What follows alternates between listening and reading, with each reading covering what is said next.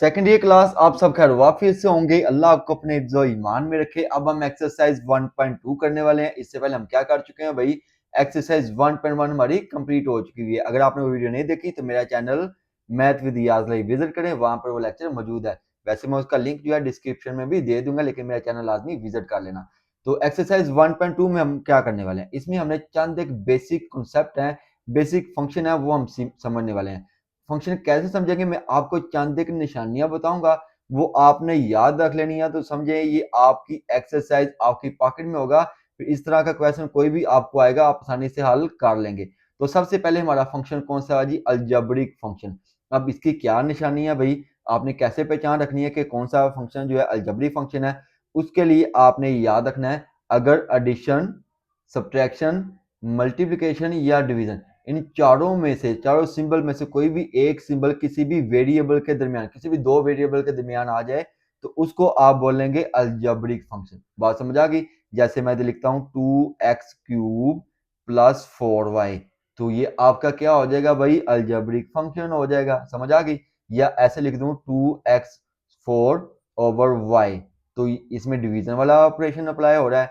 It mean ये आपका कौन सा वाला जी, अलजेब्रिक फंक्शन है। उसके अलावा रूट आपके पास कोई वैल्यू हो, रूट वाला फंक्शन हो, जैसे स्क्वायर रूट हो, क्यूब रूट हो, फोर्थ रूट हो, जैसे ये आपका स्क्वायर रूट, ये आपका क्यूब रूट, ये आपका फोर्थ रूट, ठीक है। इन ऐसा भी आपको जब सिंबल आ जाएगा तो उसको आप क्या बोलेंगे, आपका कौन सा फंक्शन है, अलजेब्रिक फंक्शन है। या किसी भी वेरिएबल की पावर आ जाएगी हायर, तो उसको भी आप क्या बोलेंगे, अलजेब्रिक फंक्शन बोलेंगे। अलजेब्रिक फंक्शन क्लियर हो गया। अब आ जाते हैं नेक्स्ट वाले टॉपिक पर, ट्रांसडेंटल फंक्शन। ट्रांसडेंटल फंक्शन कौन से होते हैं, वो बेसिकली 3 से 4 फंक्शन का नाम है। पहला, अगर कोई फंक्शन में आपके पास ट्रिग्नोमेट्रिक फंक्शन हो जाए, आपके सामने आ जाए, जैसे साइन एक्स, ट्रिग्नोमेट्रिक के टोटल कितने होते हैं, 6 फंक्शन होते हैं।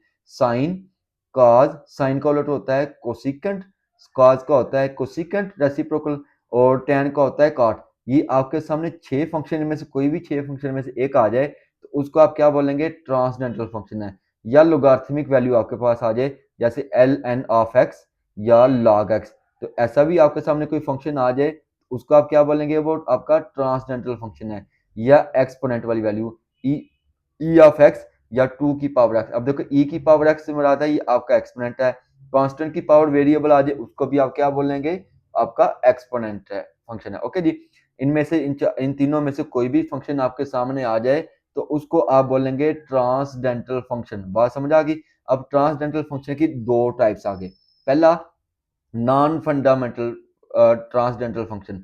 अगर आपका कोई भी ट्रिग्नोमेट्रिक और लोगारिथमिक को मिक्स करके आपके सामने कोई फंक्शन आ जाएगा तो उसको आप बोलेंगे नॉन फंडामेंटल ट्रांसडेंटल फंक्शन। जैसे मैं लिखा y is equal to sine x, ये आपका ट्रिग्नोमेट्रिक, ये लोगारिथमिक फंक्शन, दोनों को मैंने सम कर दिया तो ये आपका क्या हो गया भाई, ट्रांसडेंटल फंक्शन। ठीक है, transcendental non fundamental transcendental function बन गया। ओके।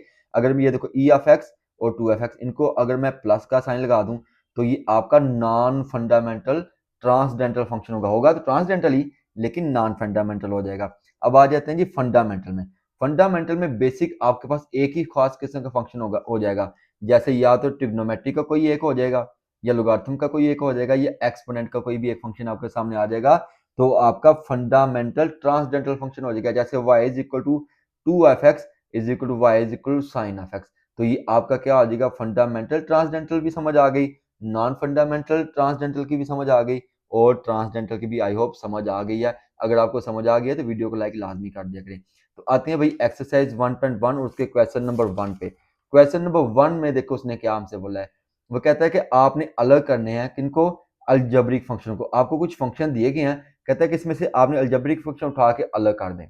ठीक है, तो कैसे करेंगे, जो अलजेब्रिक फंक्शन की मैंने आपको पहचान क्या बताई है, एडिशन, सब्ट्रैक्शन, ओके, मल्टीप्लिकेशन या डिवीजन। वेरिएबल के दरमियान ये वाले आपके सिंबल नजर आए तो इट मींस आपका अलजेब्रिक फंक्शन है। या रूट वाली वैल्यू आपके सामने आ जाए, चाहे स्क्वायर रूट हो, चाहे वो क्यूब रूट हो, चाहे फोर्थ रूट हो, तो उसको आप क्या बोलते हैं, अलजेब्रिक फंक्शन कहते हैं। तो ये आपके सामने कुछ फंक्शन है। तो पहला फंक्शन देखें हमारे पास क्या जी, f of x is equal to secant x. तो सीकेंट कौन सा वाला जी, ट्रिग्नोमेट्रिक, इट मींस ये आपका अलजेब्रिक नहीं है। दूसरा है जी g of x is equal to x minus 3 over x plus 3। भाई देखो माइनस प्लस वेरिएबल भी इस्तेमाल हुए हैं, इट मींस और डिवीजन वाला भी इसमें ऑपरेशन अप्लाई हो रहा है। इट मीन्स ये आपका क्या है जी, अलजेब्रिक फंक्शन है। नेक्स्ट देखिए h of x is equal to square root x square plus 2x, तो प्लस वाला भी सिंबल है और स्क्वायर रूट वाला भी सिंबल है। इट मीन्स ये आपका क्या है जी, अलजेब्रिक फंक्शन है। नेक्स्ट है जी k of x is equal to e of x minus e of minus x, तो भाई एक्सपोनेंशियल आ रही है ना, एक्सपोनेंट बन रही है, तो ये आपका एक्सपोनेंट है, ये आपका अलजेब्रिक नहीं है। अब लास्ट वाला जी r of x is equal to क्या ऐसे कहते हैं bracket x minus one whole cube. Okay, तो ये आपका क्या हो जाएगा, आपने मुझे खुद बताना है। ये आपका अलजेब्रिक फंक्शन है जो कि वेरिएबल में साइन माइनस वाला और ऊपर कुछ हायर पावर भी है। तो आप सोल्यूशन में क्या लिखेंगे, algebraic function are g of x is equal to x minus three over x plus one, h of x is equal to under root x square plus two x, और r f x is equal to x minus one cube जो है whole cube, क्या आपका algebraic function है। अब आ जाते हैं जी question number 2 पर। मैंने बोला भी था कि अगर आपने वो चंद एक निशानी याद रख ली तो आपका क्वेश्चन नंबर 1 2 3 4 आसानी से हल हो जाएगा। इसमें वो कहता है कि ट्रांसडेंटल फंक्शन अलग करने हैं। ये नहीं उसने बोला कि फंडामेंटल या नॉन फंडामेंटल, अगर फंडामेंटल भी होगा तो वो आपका ट्रांसडेंटल ही होगा, अगर नॉन फंडामेंटल होगा तो भी आपका क्या होगा, ट्रांसडेंटल फंक्शन ही होगा। तो उसने कहा कि आपने सिर्फ ट्रांसडेंटल फंक्शन अलग करने हैं, अगर चाहे वो फंडामेंटल हो या नॉन फंडामेंटल हो उसको आपने अलग कर देना है। अब देखिए पार्ट 1 में आपके पास जो पहला है, आपके पास function f of x is equal to 1 over x. अब देखिए कौन सा वाला ऑपरेशन है जी, डिवीजन वाला। इट मीन्स ये आपका अलजेब्रिक है, ट्रांसडेंटल नहीं है। दूसरा है g of x is equal to cot x, ये आपका क्या है जी, ट्रांसडेंटल फंक्शन है। ओके, फंडामेंटल ट्रांसडेंटल भी कह सकते हैं, लेकिन है ये क्या, ट्रांसडेंटल ही फंक्शन है। नेक्स्ट देखिए h of x is equal e of two x, और ये प्लस किया हुआ दूसरा कोई भी एक फंक्शन। ओके, तो ये आपका क्या होगा, ट्रांसडेंटल ही फंक्शन होगा, लेकिन कौन सा वाला, नॉन फंडामेंटल। लेकिन ये आंसर में इसको आप लाजमी लिखेंगे। नेक्स्ट देखिए आपके पास है जी k of x is equal e of x plus e of minus x over two, तो ये आपका एक्सपोनेंशियल फंक्शन है, इट मींस ट्रांसडेंटल ही फंक्शन है आपका। नेक्स्ट देखें आर ऑफ एक्स इधर होगा, ठीक है, आर ऑफ एक्स आना था, एक्स माइनस वन की पावर क्या है जी, माइनस थ्री ओवर टू, ये आपका अलजेब्रिक फंक्शन है, ट्रांसडेंटल नहीं है। तो सोल्यूशन में आप क्या लिखेंगे, सोल्यूशन में आप लिखेंगे ट्रांसडेंटल फंक्शन कौन से वाले हैं भाई, g of x is equal to cot x, h of x is equal to e of two x plus square root x square plus two x, और k of x is equal to e of x plus e of minus x, ये आपका क्या है जी, transcendental function है। अब आ जाते हैं जी नेक्स्ट वाला क्वेश्चन, क्वेश्चन नंबर 3 में। क्वेश्चन नंबर 3 में उसने बोला है आपको मखसूस किस्म का फंक्शन फाइंड करके देना है। कहता है कि अब आपने फंडामेंटल ट्रांसडेंटल फंक्शन निकालने हैं। फंडामेंटल मैंने क्या बोला था भाई, कि फंडामेंटल फंक्शन कौन से होते हैं, जिसमें जस्ट कोई भी एक फंक्शन हो जाएगा, चाहे वो ट्रिग्नोमेट्रिक फंक्शन हो जाए, चाहे वो एक्सपोनेंशियल फंक्शन हो जाए, या अलजेब्रिक कह रहा हूँ, लॉगरिथमिक फंक्शन, जो मैंने आपको 3 बताए हैं फंक्शन, उनमें से कोई भी एक सिंगल होना चाहिए, उसके अलावा कोई एडिशन या सब्ट्रैक्शन वो ना कर रहा हो किसी और के साथ, खास एक किस्म का पर्टिकुलर किस्म का एक फंक्शन होना चाहिए, उसको आप बोलेंगे फंडामेंटल ट्रांसडेंटल फंक्शन। तो फंडामेंटल ट्रांसडेंटल फंक्शन को हमने अलग करना है। तो पहला फंक्शन देखिए हमारे पास क्या है, f of x is equal to e of x, ये आपका एक्सपोनेंशियल, ये आपका लॉगरिथमिक, तो ये आपका फंडामेंटल नहीं है, नॉन फंडामेंटल होगा। ओके, है तो ट्रांसडेंटल लेकिन फंडामेंटल नहीं है। नेक्स्ट देखिए आपके पास है g of x is equal to sine x, इसमें आपका सिर्फ एक ही फंक्शन है ट्रिग्नोमेट्री का, तो ये आपका फंडामेंटल ट्रांसडेंटल हो जाएगा। नेक्स्ट देखिए h of x is equal to क्या है जी, ई ऑफ टू एक्स, ये आपका फंडामेंटल है। ओके, फंडामेंटल ही है, इसमें एक ही फंक्शन है एक्सपोनेंट का। नेक्स्ट देखिए जी k of x is equal e of x minus e of minus, इसमें दो फंक्शन है, ठीक है जी, तो ये आपका फंडामेंटल नहीं होगा। लास्ट वाला जी 15 कांस्टेंट की पावर वेरिएबल, तो इसको आप एक्सपोनेंशियल कहते हैं, एक्सपोनेंशियल है तो एक ही फंक्शन आपके सामने है, तो इसको आप क्या बोलेंगे भाई, आपका फंडामेंटल ट्रांसडेंटल फंक्शन है। तो आंसर में आप क्या लिखेंगे, g of x is equal to sine x, h of x is equal to e of two x, और r of x is equal to क्या जी, 15 की होल पावर एक्स। तो ये आपका फंडामेंटल ट्रांसडेंटल फंक्शन भी वाला क्वेश्चन भी क्लियर हो गया। अब लास्ट वाला क्वेश्चन नंबर 4 है इसी टॉपिक का, जिसमें आपने कुछ चीजें अलग अलग करनी है। वो कहता है कि आपने अब क्या करना है कि नॉन फंडामेंटल ट्रांसडेंटल फंक्शन को जो है अलग करना है। तो इसमें क्या होगा कि जो आपके लॉगरिथमिक फंक्शन है, एक्सपोनेंशियल है, और मैंने कौन सा वाला बताया था भाई, लॉगरिथमिक, एक्सपोनेंशियल और ट्रिग्नोमेट्रिक, इन तीनों को मिक्स करके आपका कोई एक फंक्शन आपको सामने आ जाएगा ना, तो उसको आप क्या बोलेंगे, नॉन फंडामेंटल ट्रांसडेंटल फंक्शन। अब देखिए इसमें जो पहला फंक्शन आपके पास सामने दिया हुआ है f f x is equal to e of two x, तो ये आपका एक्सपोनेंशियल है, इट मीन्स कि आपका ट्रांसडेंटल है और फंडामेंटल है, नॉन फंडामेंटल नहीं है, तो इसको आप इस खाते में नहीं लाएंगे। नेक्स्ट है g of x is equal to cos x, ये भी आपका सिंगल एक ही फंक्शन है और एक ही वैल्यू उसकी मौजूद है, यानी कि आपका ट्रिग्नोमेट्रिक फंक्शन है और फंडामेंटल ट्रांसडेंटल फंक्शन है। ये भी आपका जो है नॉन फंडामेंटल नहीं है।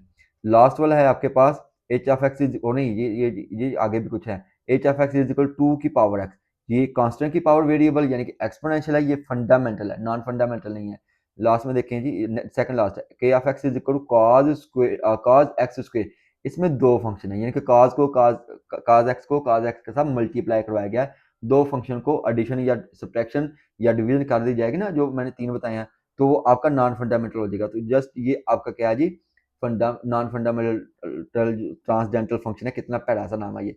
और नेक्स्ट है जी r f x is equal to की पावर माइनस एक्स, ये भी आपका एक्सपोनेंशियल है, तो ट्रांसडेंटल फंक्शन है और फंडामेंटल ट्रांसडेंटल फंक्शन है, नॉन फंडामेंटल नहीं है। तो नॉन फंडामेंटल कौन सा वाला जी, आपका सिर्फ एक या k of x is equal to cos x square. तो इसको आप सोल्यूशन में लिख देंगे।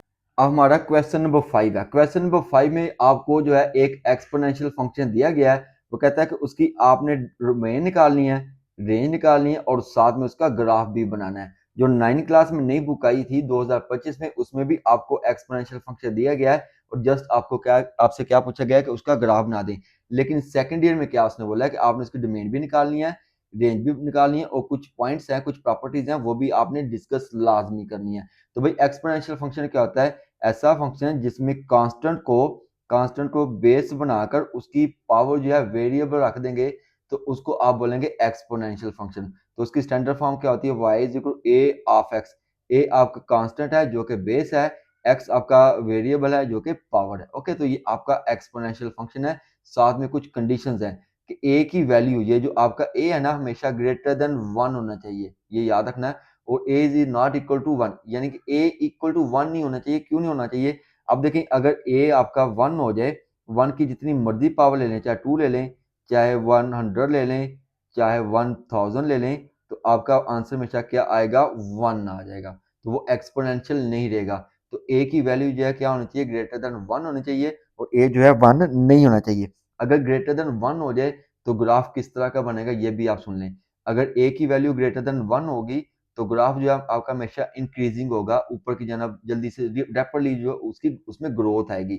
तो क्या होगा, इंक्रीजिंग ग्राफ बनेगा आपका, ये याद रखना है एमसीक्यूज के लिहाज से भी। अगर a की वैल्यू ग्रेटर देन 1 है तो ग्राफ आपका कैसा होगा भाई, इंक्रीजिंग ग्राफ होगा, जिसको आपने एज ए एमसीक्यूज भी याद रख लेना है। अगर a की वैल्यू 1 और 0 के दरमियान, यानी कि 0 से बड़ी और 1 से छोटी हो जाए होगी, तो तब आपका ग्राफ जो है वो डिके होगा, डिक्रीजिंग ग्राफ बनेगा। ये भी आपने याद रखना है, ये हम प्रूव भी करेंगे। अब क्योंकि क्वेश्चन नंबर 5 जो है इंक्रीजिंग वाला है, क्वेश्चन नंबर 6 जो है वो आपका डिक्रीजिंग वाला है, तो हम ग्राफ बना के ही अब देखेंगे कि डिक्रीजिंग होता है या इंक्रीजिंग होता है। ठीक है, तो ये आपने कुछ पॉइंट्स याद रखने हैं। ए की वैल्यू जो है ग्रेटर देन 1 होनी चाहिए, ए जो है 1 नहीं होना चाहिए। क्यों नहीं होना चाहिए, जो कि मैंने बताया है, अगर 1 होगा तो उसकी पावर 1 की पावर जितनी मर्जी ले लेंगे, वो आपका हमेशा 1 ही रहेगा। अगर ए की वैल्यू ग्रेटर देन 1 होगी तो आपका ग्राफ कैसा होगा, इंक्रीजिंग होगा। अगर ए की वैल्यू बिटवीन 0 एंड 1 होगी, यानी कि 1 से छोटी और 0 से बड़ी हो जाएगी, यहाँ पे मैं 0 लिख देता हूँ। ठीक है, 0 से छोटी और 0 से बड़ी और 1 से छोटी हो जाएगी, तो आपका ग्राफ जो है वो डिके होगा, यानी कि डिक्रीजिंग ग्राफ होगा। अब आ जाते हैं जी क्वेश्चन पर। क्वेश्चन में आपको जो फंक्शन दिया गया है वो है f of x is equal to 3 of x. Okay, ये आपका एक्सपोनेंशियल फंक्शन है। तो एक्सपोनेंशियल फंक्शन की डोमेन और रेंज कैसे निकालनी है, मैं आपको पहले डोमेन और रेंज के बारे में बता देता हूँ। डोमेन क्या होता है भाई, आपका इनपुट होता है, ठीक है जी। और रेंज क्या होता है, आपका आउटपुट होता है। वो फंक्शन क्या होता है ये भी आपको मैं बताता हूँ। अगर आपने, वैसे मैं डिटेल से पहले शुरू से समझाता आ रहा हूँ। डोमेन और रेंज क्या होती है और फंक्शन क्या होता है। फंक्शन आपका एक रूल होता है। ओके, कैसे रूल होता है भाई, आप ना एक दुकानदार के पास गए, जूस वाले के पास, उससे आपने बोला कि मुझे एक गिलास ना जूस बना के दे दो। उसने क्या किया, उसने एक माल्टा उठाया और उसको मशीन में डाल दिया। अब ये जो माल्टा मशीन में डाल रहा है ना, वो आपका इनपुट है, यानी कि वो उसकी डोमेन होगी। उसके नतीजे में भाई आपको क्या मिलेगा, आपको एक गिलास जूस मिलेगा। वो उसका क्या होगा, आउटपुट होगा, यानी कि रेंज उसको कहेंगे। अब जो मशीन है उसको आप क्या बोलेंगे, वो आपका फंक्शन है। बात समझ आ गई, यानी कि डोमेन जो आपकी इनपुट होती है और रेंज जो उसके नतीजे में जो रिजल्ट मिलता है, आउटपुट मिलता है, उसको आप रेंज कहते हैं। ओके, अब देखें यहाँ पे आपके पास 3 ऑफ एक्स है। अब x की पावर जो है ना, इस x की पावर आप क्या पुट कर सकते हैं, 1 भी पुट कर सकते हैं, 2 भी पुट करें, 3 पुट करें, 4 पुट करें, हमेशा आपको कोई एक रिजल्ट मिलेगा लाजमी, जो कि पॉजिटिव वैल्यू होगी। और रिजल्ट भी ऐसा मिलेगा जिसमें किसी भी तरह का मैथ एरर नहीं आएगा। अगर 1 से लेकर 2, 3, 4 up to the positive infinity कोई भी नंबर पुट कर देंगे तो आपको कुछ ना कुछ रिजल्ट लाजमी मिलेगा, और रिजल्ट भी कैसा होगा जिसमें किसी भी तरह की मैथ एरर नहीं आएगी। और उसके बाद 0 से -1, -2, -3 up to the negative infinity कोई भी नंबर आप पुट कर देंगे तब भी आपका जो है रिजल्ट कुछ ना कुछ मिलेगा। रिजल्ट हमेशा आपका पॉजिटिव होगा, हम बाद में डिस्कस करते हैं। यानी कि 0 से इन्फिनिटी और 0 से माइनस इन्फिनिटी तक कोई भी आप नंबर पुट कर देंगे तो आपका कुछ ना कुछ रिजल्ट लाजमी आएगा जिसमें किसी भी तरह की मैथ एरर नहीं होगी। तो डोमेन क्या होगी भाई एक्सपोनेंशियल फंक्शन की? डोमेन जो है हमेशा माइनस इन्फिनिटी से इन्फिनिटी होती है। रेंज इसकी इंटरेस्टिंग है। अब अगर उसमें आप माइनस वाली वैल्यू पुट करेंगे, -1 पुट करते हैं, लाइक ये 3 ऑफ x है, x की जगह मैं पुट कर देता हूँ -1। ओके, तो 3 की पावर -1 लेंगे तो वो बटे के नीचे क्या हो जाएगी, ये प्लस हो जाएगी। ओके, तो वैल्यू क्या आ जाएगी, 1 को 3 पे डिवाइड करेंगे तो 0.33 आएगा। अब अगर मैं x की वैल्यू मैं ले लेता हूँ 100। ओके, तो 3 ऑफ -100, तो ये भी बट्टे के नीचे आके क्या हो जाएगा, 3 ऑफ 100। इसको भी डिवाइड करेंगे तो आपका रिजल्ट जो है हमेशा पॉजिटिव नंबर आएगा। तो एक्सपोनेंशियल फंक्शन की जो रेंज है हमेशा क्या होती है, पॉजिटिव वैल्यू होती है, यानी कि 0 से आगे तक। -0 से छोटी वैल्यू नहीं आएगी इसकी रेंज में। तो इसकी रेंज आप क्या लिखेंगे, 0 से माइनस इन्फिनिटी तक। बात समझ आ गई? अब नेक्स्ट हमने क्या चेक करना होता है, इसकी जो है इंजेक्टिविटी चेक करनी होती है। तो जब भी आपका एक्सपोनेंशियल फंक्शन बनेगा ना, तो वो ग्राफ जो है आपका एक्स एक्सिस को किसी एक पॉइंट पर टच करके गुजरेगा। तो आप क्या बोलेंगे, फंक्शन जो है स्ट्रिक्टली इंजेक्टिव है। इसको हम प्रूव भी करते हैं। हम x की जगह जो आपका ये फंक्शन है, x की जगह दो दो वैल्यू पुट करते हैं, x1 is equal to x2। ठीक है जी, तो ये 3 जो है 3 के साथ कैंसिल हो जाएगा, x1 इज इक्वल टू क्या आ गया, x2। तो इट मीन्स आप लिखेंगे फंक्शन जो है स्ट्रिक्टली इंजेक्टिव है, यानी कि वो आपका y एक्सिस पर किसी एक पॉइंट को टच करके गुजरेगा। अब जो है डिक्रीजिंग या इंक्रीजिंग, अब देखिए ए की वैल्यू, ये आपके पास 3 जो है वो ग्रेटर देन 1 है या स्मॉलर देन 1 है, यानी कि 0 1 के दरमियान वैल्यू है या ग्रेटर देन 1 है। तो ये वैल्यू आपकी ग्रेटर देन 1 है। तो मैंने बोला था अगर ए की वैल्यू ग्रेटर देन 1 हो तो ग्राफ आपका इंक्रीजिंग होगा। तो आप क्या लिखेंगे, function is strictly increasing since 3 greater than 1। अब जो है ग्राफ जो है किस पॉइंट को टच करके गुजरेगा, इंटरसेप्ट करके गुजरेगा वाई पर। तो वो आपका है 0 1। कैसे 0 1 है ये अभी हम देखते हैं जब हम ग्राफ बनाएंगे। तो ये भी वाली ये 4-5 चीजें हैं जो आपने सोल्यूशन में लाजमी लिखनी है। डोमेन, रेंज, इंजेक्टिविटी आपने बतानी है, उसकी इंक्रीजिंग है या डिक्रीजिंग, और ग्राफ वाई एक्सिस पर किस पॉइंट पर इंटरसेप्ट करके गुजरा है वो भी आपने बताना है। अब हम क्या करेंगे, इसकी टेबल वैल्यू निकाल लेंगे। टेबल वैल्यू निकालने के लिए ताकि आपका ग्राफ जो एक्जैक्टली बन सके, तो आप फंक्शन को लिख लेंगे y is equal to 3 of x. अब x की वैल्यू आपने कुछ पुट करनी है, यानी कि इनपुट आपने इसमें देना है। तो मैंने पहली वैल्यू लिखी है -2। जब x की जगह आप -2 पुट करेंगे तो लॉ ऑफ एक्सपोनेंट के मुताबिक ये बटे के नीचे आ जाएगी। तो क्या आ जाएगा, 1 और 3 रेज़ पावर 2। 3 की पावर 2 लेंगे तो क्या आ जाएगा, 9। 9 को 1 पे डिवाइड करेंगे तो वैल्यू आ जाएगी 0.11। ओके जी, तो आपका पहला पेड ऑर्डर क्या आ गया, -2 और 1 1।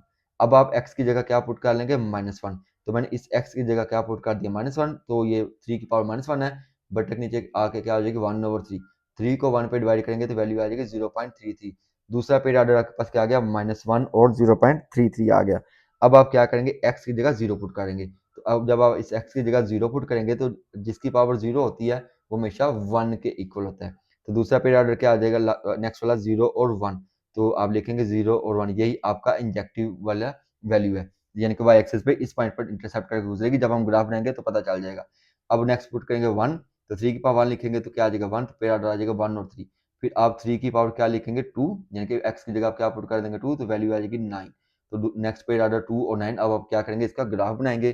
ग्राफ के लिए आपने ये जो पॉइंट निकालने हैं इसको ग्राफ बनाकर, यानी कि कोऑर्डिनेट प्लेन बनाकर उसमें आपने लिख लेने हैं, ताकि हम ग्राफ बनाने में आपको ग्राफ बनाने में आसानी हो जाए। तो ये आपका कोऑर्डिनेट प्लेन है। तो पहला पेड ऑर्डर आपके पास क्या है जी, -2। -2 आपका कहाँ पे आ जाएगा जी, x एक्सिस पे। और दूसरी y की वैल्यू क्या है, 0.11। अब ये आपका 1 है, ये 1 से छोटी वैल्यू है, तो इट मीन्स कि ये आपका यहाँ पे होगा, यानी कि x एक्सिस को टच नहीं करेगा, x एक्सिस से थोड़ा सा ऊपर करके आपने मार्क लगा देना है। तो नेक्स्ट आपके पास -1 x एक्सिस पे आ जाएगा, ये आपका -1। तो ये नेक्स्ट वैल्यू क्या है, 0.33। तो ये भी यहाँ पे वैल्यू होगी, यानी कि 1 से बहुत छोटी वैल्यू है, एक्स एक्सिस को टच ना करे तो थोड़ा सा ऊपर करके आपने मार्क लगा देना है। अब नेक्स्ट देखें 0 और 1। 0 आपका ओरिजिन और ये आपका एक्स वाई इंटरसेप्ट आ गया, तो यानी कि ये वाई एक्सिस को इस पॉइंट पर इंटरसेप्ट करके गुजरेगी।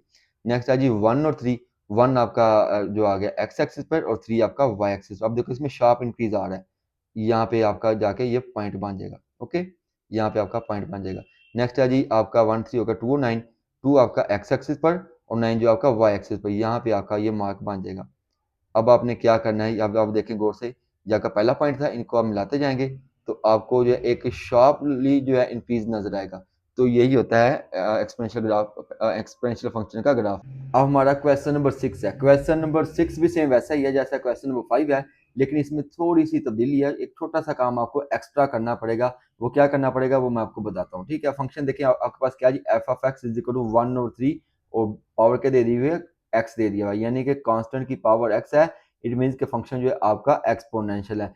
एक्सपोनेंशियल फंक्शन की डोमेन के बारे में मैंने क्या बताया था क्वेश्चन नंबर 5 में, कि इसमें आप ऑल रियल वैल्यू पुट कर सकते हैं। यानी कि अगर आप एक्स की जगह 0 से 1 2 3 4 कुछ भी वैल्यू पुट करेंगे up to the next positive infinity तक, पॉजिटिव इन्फिनिटी तक कुछ भी वैल्यू आप पुट करेंगे तो आपके पास हमेशा कुछ ना कुछ रिजल्ट आएगा जिसमें किसी भी तरह का मैथ एरर नहीं होगा।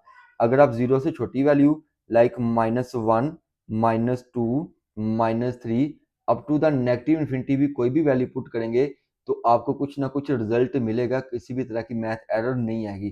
तो इट मीन्स जो एक्सपोनेंशियल फंक्शन की जो डोमेन है वो क्या होगी, -इन्फिनिटी से इन्फिनिटी।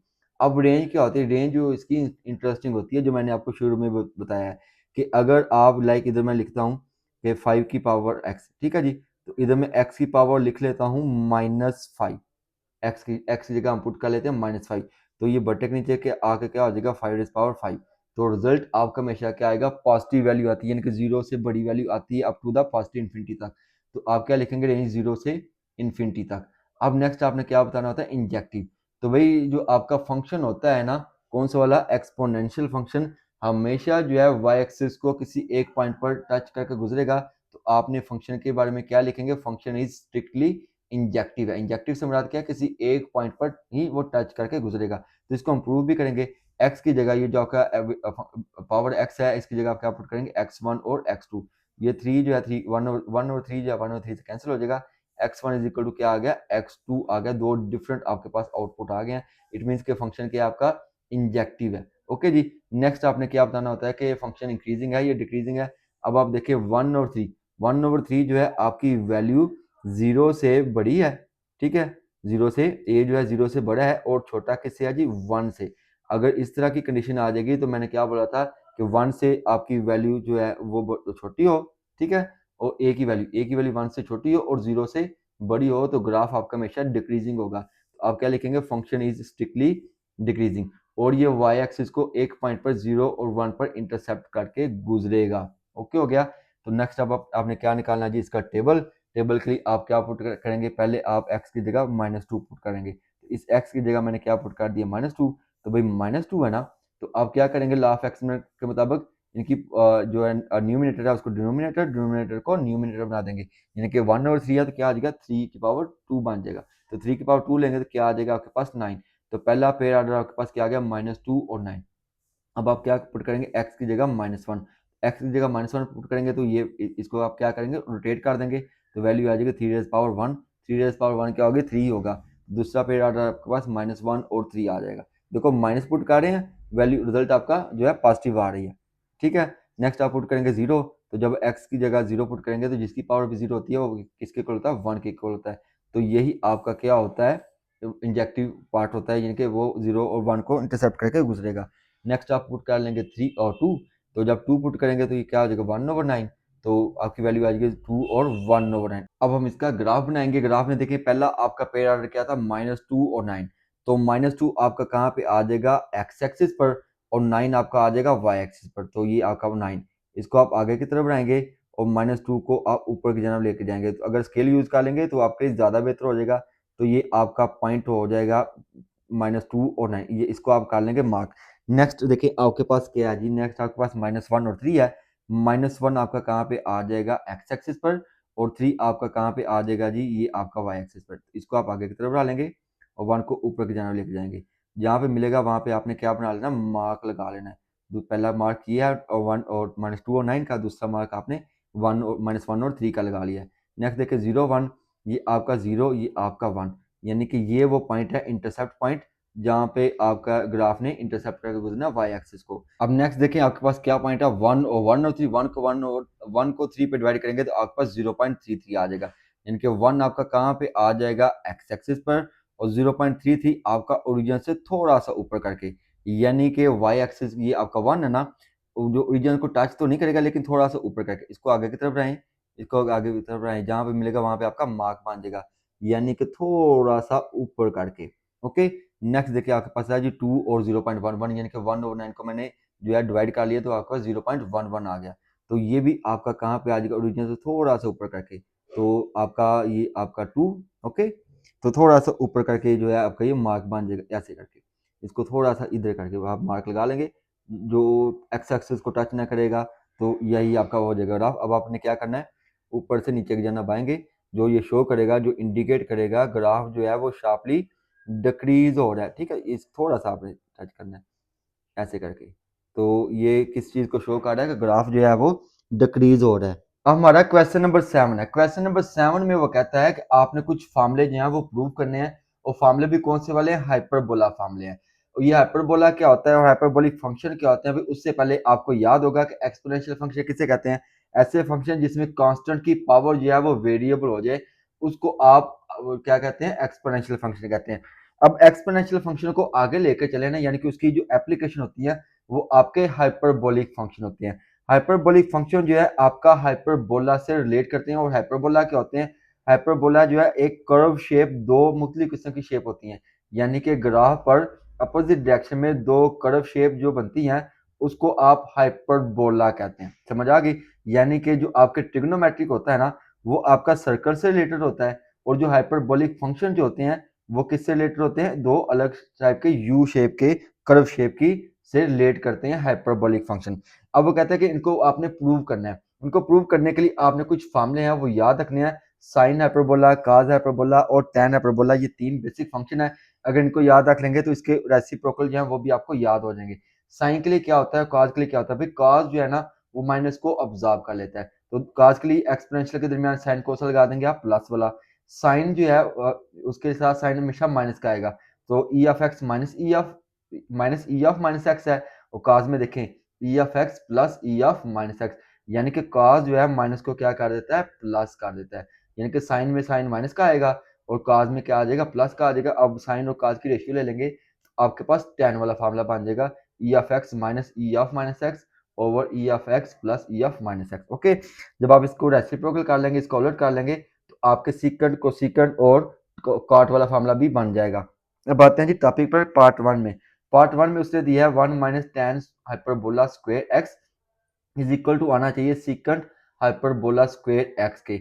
अब क्या करेंगे, इसकी लेफ्ट हैंड साइड ले लें, तो मैंने लेफ्ट हैंड साइड ले ली, तो टेन जो है टेन हाइपरबोला क्या किसके इक्वल होता है, e of x minus e of minus x over e of x plus e of minus x. तो इस टेन की जगह आप क्या लिख देंगे, टेन हाइपरबोला की जगह उसका फार्मूला लिख देंगे, क्योंकि स्क्वायर है तो ऊपर होल स्क्वायर आप लगा देंगे, ठीक है, e of x minus e of minus x over e of x plus e of minus x आपने क्या किया, फार्मूला पुट किया।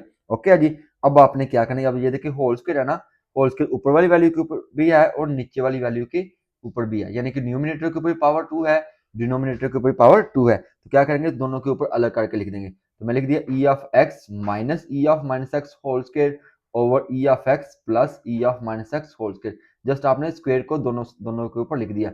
अब देखें ये साइन कौन सा वाला है, माइनस का, माइनस और प्लस वाला और फ्रैक्शन के दरमियान, तो अब क्या ले लेते हैं एलसीएम, इसके नीचे आप लगा लेंगे 1, तो 1 और e of x plus e of minus x whole square का एलसीएम क्या आ जाएगा, e of x plus e of minus x whole square.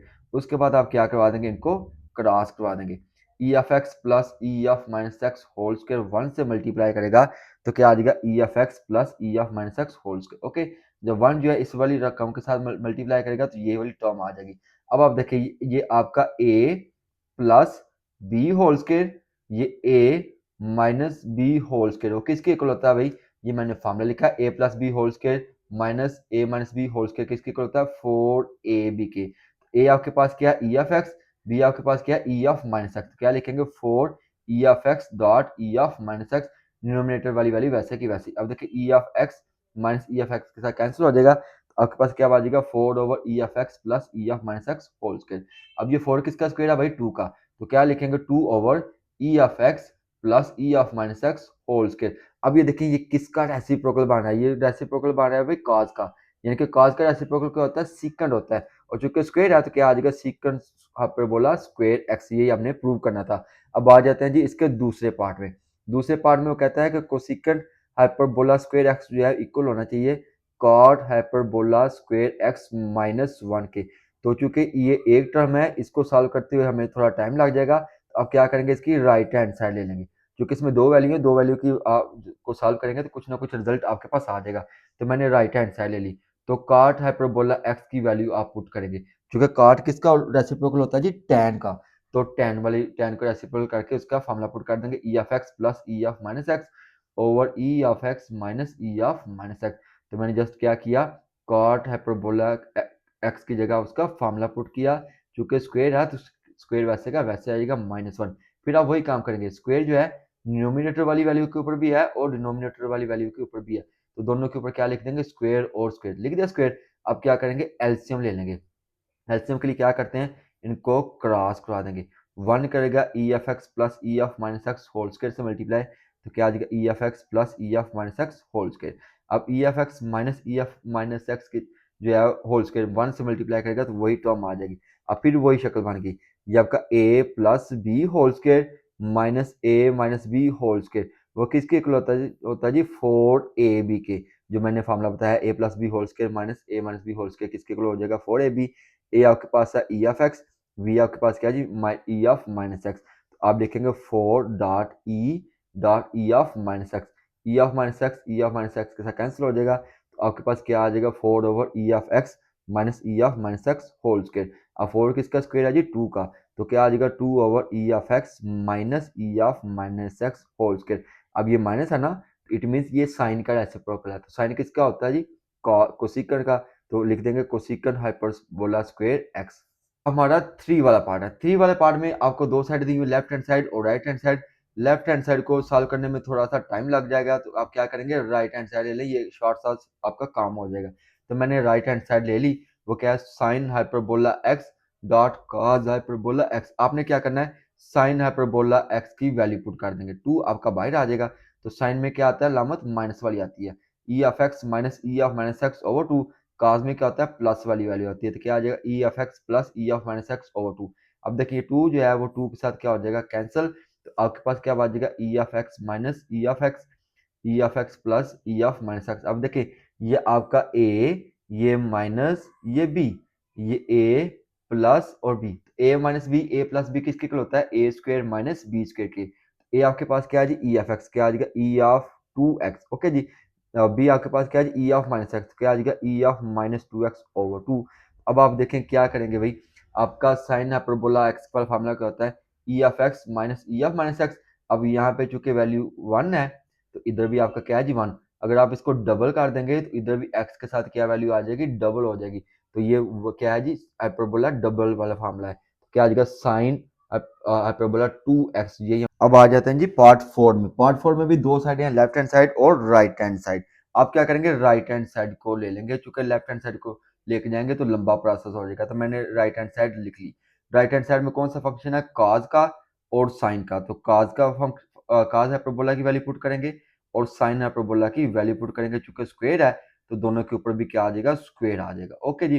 तो ये आपका e(x) plus e(-x) whole square वैसे का वैसे आ जाएगा, 2 का स्क्वायर लेंगे तो आ जाएगा 4, ये स्क्वायर जो है दोनों के ऊपर होगा, तो क्या आ जाएगा e(x) minus e(-x) whole square over 2 का स्क्वायर लेंगे तो क्या आ जाएगा 4।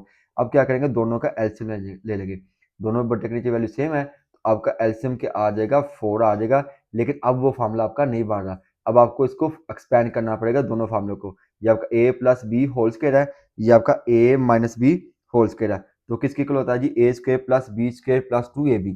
तो भाई a आपके पास क्या है जी e(x) है, तो क्या आ जाएगा e(2x), बी आपके पास क्या है जी e(-x) है, तो क्या आ जाएगा e(-2x), ओके जी, प्लस 2ab, ये फार्मूला ऊपर कर दिया, प्लस है तो प्लस लगाएंगे, इधर भी आपका वही फार्मूला हो जाएगा a square plus b square minus 2ab। अब देखिए इनमें से कुछ वैल्यू कैंसिल हो रही हैं, कौन सी, ये -2 वाली, ये +2 वाली, ओके। अब क्या आ जाएगा e(2x) प्लस e(2x), क्या आ जाएगा 2 ऑफ 2e(2x), ये आपका ये प्लस वाला हो गया जी, ये मैंने कौन सा वाला किया जी, ये प्लस वाला, ये माइनस वाला, e(-2x), ये e(-2x), तो क्या आ जाएगा 2e(-2x) ओवर 4।